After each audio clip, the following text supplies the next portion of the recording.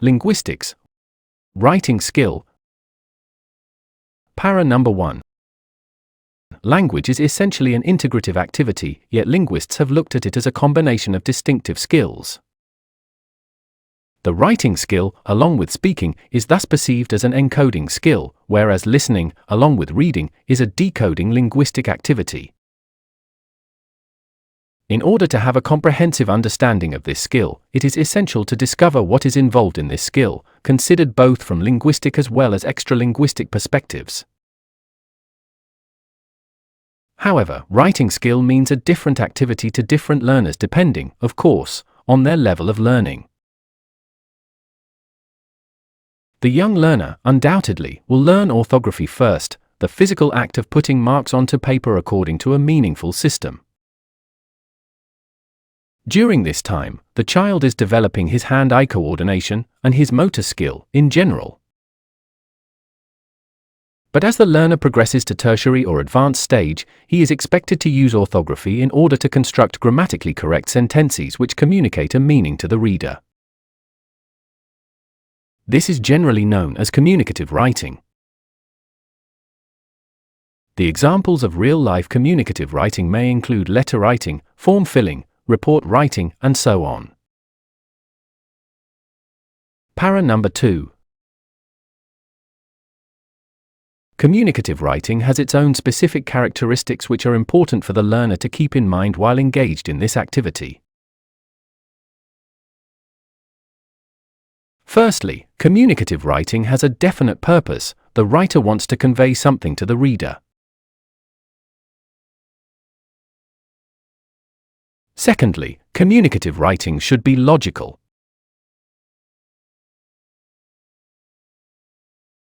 Writing and speech are outward reflections of what is going on in our thought process.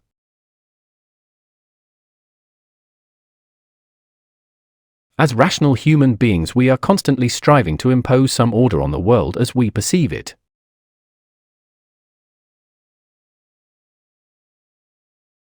We, for example, tend to see things as happening in a time sequence. We impose relationships on what we see or hear.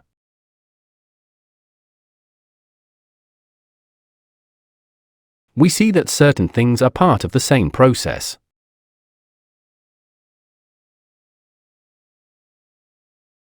All these perceptions are expressed in what we say or write.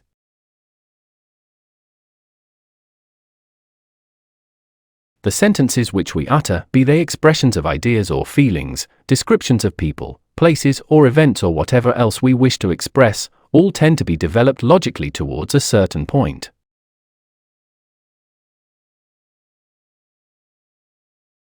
Thus writing is a logical process. Unless it follows the logical order of our thoughts, it will be difficult for other people to understand it.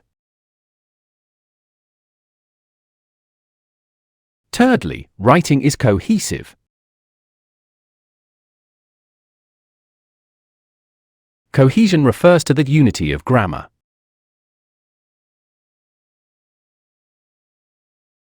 In other words, all forms of communicative writing such as letters, articles, written messages etc. are not mere strings of unconnected sentences. In communicative writing, sentences are linked together by link words.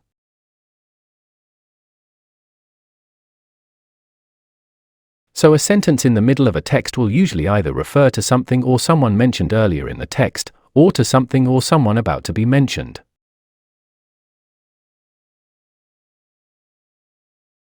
Fourthly, writing is coherent.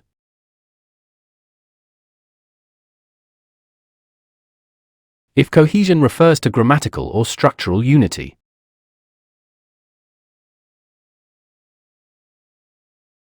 Coherence, on the other hand, refers to the unity of sense or meaning.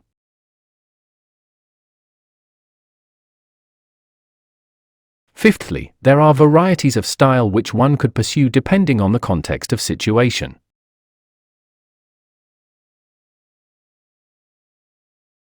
A piece of writing will naturally be written with an addressee or addressees in mind.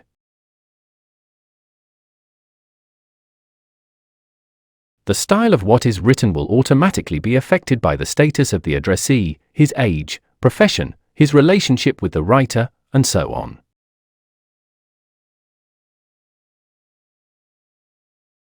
Furthermore, the subject matter of the writing will also have a bearing on the style adopted. A letter to a friend relating an amusing event will not be written in the same style as an answer on economic reform in an MA final examination.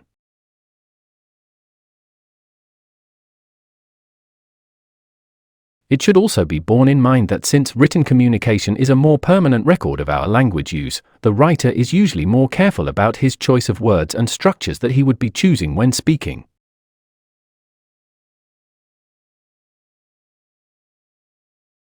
These characteristics of communicative writing suggest that writing is a highly complex activity.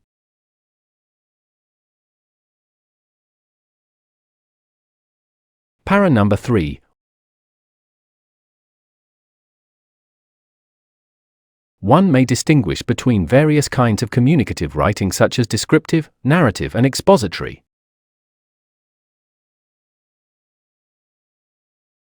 Each type has its special skills involved in it.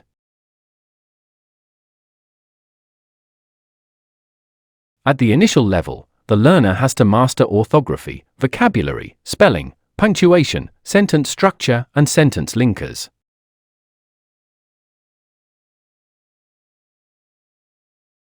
Whereas at the secondary stage, he has to cope successfully with paragraph, its format, main point, supporting details, style, formal to friendly, and presentation of logical functions, descriptions, definitions, comparisons, etc.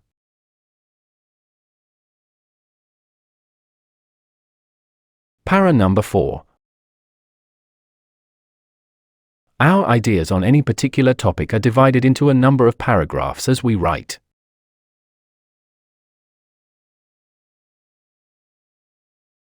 It follows that the core of a paragraph is its main idea, expressed in a topic sentence.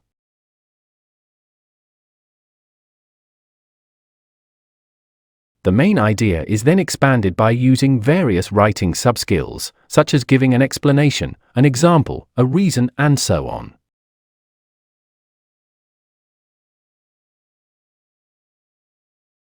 Thus, each paragraph in a piece of communicative writing represents a module of thought.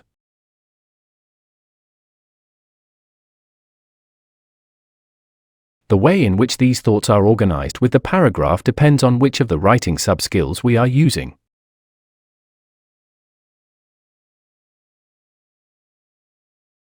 Para number 5. Writing descriptions is one of the most commonly used writing sub-skills.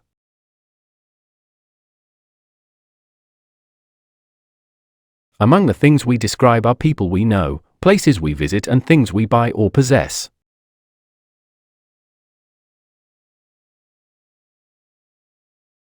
Our descriptions may be subjective or objective.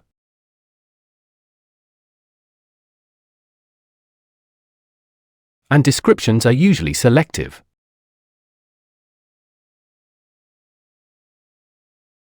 In writing descriptions, we pick out only those features which support the theme of the paragraph which one is writing.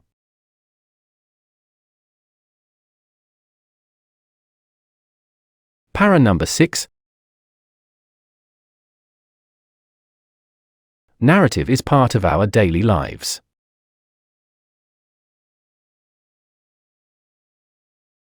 We tell people what happened yesterday.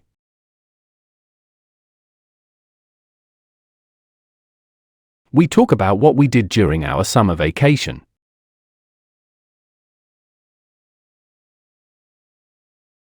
Some people tell stories to children.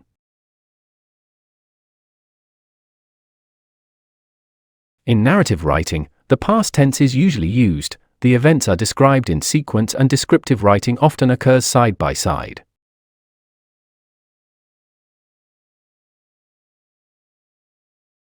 Para number 7. An expository writing, on the other hand, means the kind of writing which explains, expands, defines, exemplifies, or justifies a point.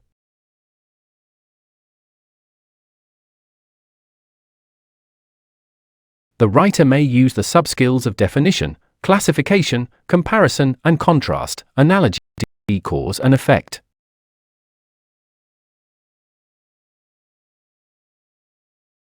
This kind of writing concerns itself much more with facts and ideas, and is the writing subskill most commonly used in academic life.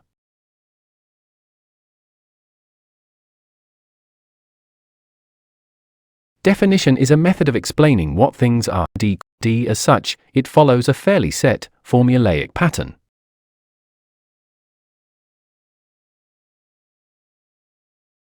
Comparison and contrasts often go together.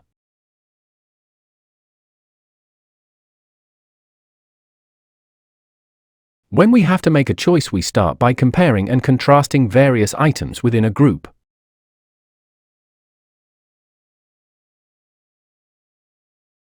Classification means the grouping together of people, places, or things according to some principle.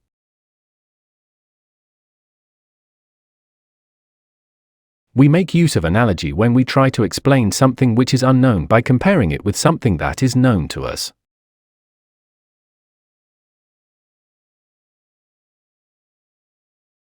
Another commonly used method of organizing given data logically is to highlight cause and effect relationships.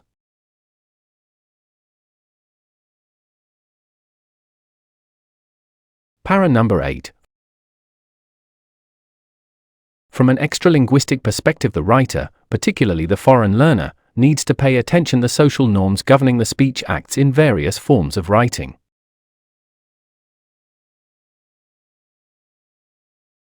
Although speech events are universal, the speech acts are language-specific.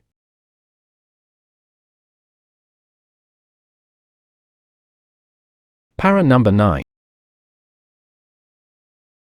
Thus, writing involves the production and arrangement of written sentences in a manner appropriate to the purpose of the writer, the person or persons addressed, and the function of what is written. It is, indeed, a highly complex activity requiring a variety of subskills in order to have a competence in this skill.